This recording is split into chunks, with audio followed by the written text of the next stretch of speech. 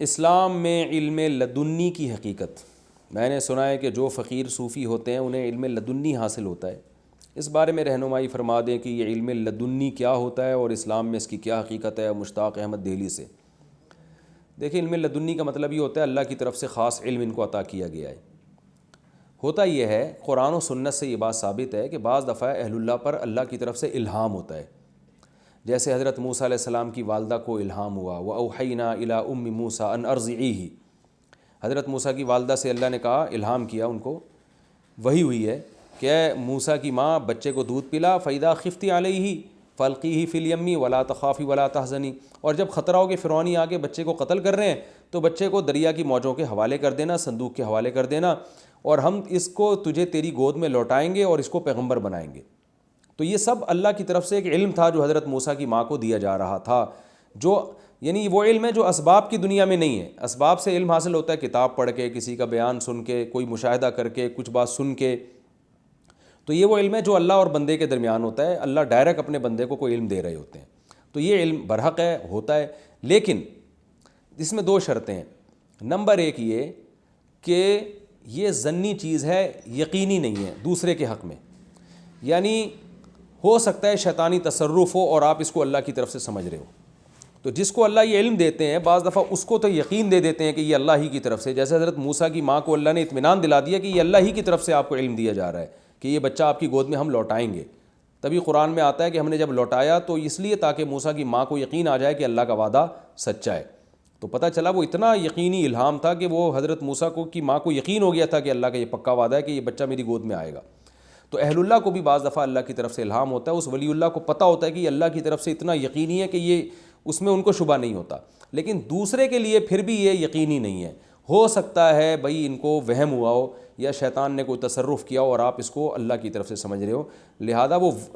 پیغمبر پر جو وحی ہوتی ہے نا اس کے مقابلے میں اس کی کوئی حیثیت نہیں ہے۔ یہی وجہ ہے کہ اس الہام کی وجہ سے شرعی مسئلہ تبدیل نہیں ہو سکتا۔ مثلا کسی ولی اللہ کو یہ الہام ہوا اور الہام میں یہ کہا گیا کہ جو ہے نا آپ داڑھی کٹا دیں، آپ کے لیے جائز ہے،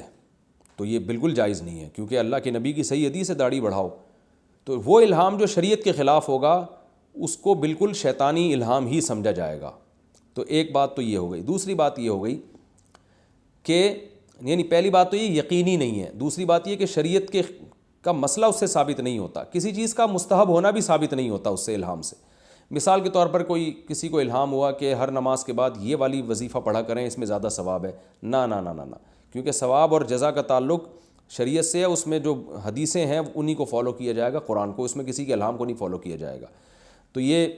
یعنی تیسرا مسئلہ پہلا مسئلہ کیا ہو گیا کہ یقینی نہیں ہے، دوسرا مسئلہ ہو گیا شریعت کا مسئلہ اس سے ثابت نہیں ہوتا۔ تیسری بات یہ ہے کہ یہ بھی ضروری ہے کہ جس پر الہام ہوا وہ متبع سنت ہو، صرف نام کا بزرگ نہ ہو۔ متبع سنت کا مطلب بے پردہ عورتیں اس کے سامنے ہجوم لگا کے نہ بیٹھتی ہوں، داڑھی نہ کٹاتا ہو، نماز کا پابند ہو، شلوار ٹخنوں سے اوپر ہوتی ہو اس کی، رشوت نہ لیتا ہو، بیوی بچوں کے حقوق ادا کرتا ہو، غیبتیں نہ کرتا ہو، نظر کی حفاظت کرتا ہو۔ تو کوئی بھی اگر کبیرہ گناہ میں مبتلا ہے، فاسق و فاجر ہے، تو اس کے ساتھ پھر ایسی کرامتیں عام طور پر نہیں ہوتی، وہ شیطانی تصرفات ہوتے ہیں اس کے ساتھ۔ تو ولی اللہ ہو واقعی، اور ولی اللہ وہ نہیں جس کو پبلک ولی اللہ، جس کو شریعت ولی اللہ کہتی ہے، گناہوں سے بچتا ہو، یہ تیسری شرط ہے۔ چوتھی بات یہ ہے کہ اس کا الہام صحیح سند سے ثابت ہو، یعنی ہمیں کسی نے خبر دی کہ فلاں ولی اللہ کو الہام ہوا ہے تو خبر دینے والا بھی سچا ہو، کیونکہ عوام میں جو اس قسم کی چیزیں پھیلی ہوئی ہوتی ہیں اکثر جھوٹی ہوتی ہیں، تو اس لیے ان پر یقین نہیں کیا جائے گا۔ کرامت اس کا بھی، کیونکہ یہ بھی کرامت کے باب میں سے ہے نا، تو کرامت کا تعلق ہے کہ اس میں بیان کرنے والا قابل اعتماد ہو۔ اور ایک اہم ترین بات یہ ہے کہ اس زمانے میں جو علم لدنی کے نام پہ ٹوپی ڈرامے زیادہ ہو رہے ہیں،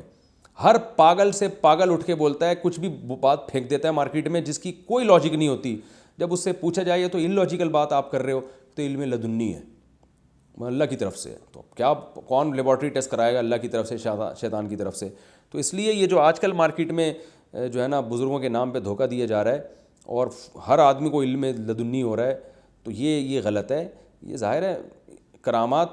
تو محدود لوگوں کے ساتھ ہی ہوتی ہیں اور وہ بھی بہت کم ہوتی ہیں، اتنی جو ہول سیل کے حساب سے آج کل علم لدنی چل رہے ہیں مارکیٹ میں، تو ان سے زیادہ متاثر نہیں ہونا چاہیے، شریعت کو فالو کرنا ہے ہم نے اصل۔ تو اس لیے اگر کوئی کہہ رہا ہے علم لدنی مجھے ہے، تو بول رہا ہے بھائی تجھے علم لدنی ہے یا نہیں ہے، چلنا تو نے قرآن و سنت ہی پر ہے. شریعت کو فالو کر رہا ہے تو ٹھیک ہے, نہیں کر رہا ہے تو پھر یہ لدنی ودنی اپنے پاس رکھو, ہمیں الو بنانے کی ضرورت نہیں ہے.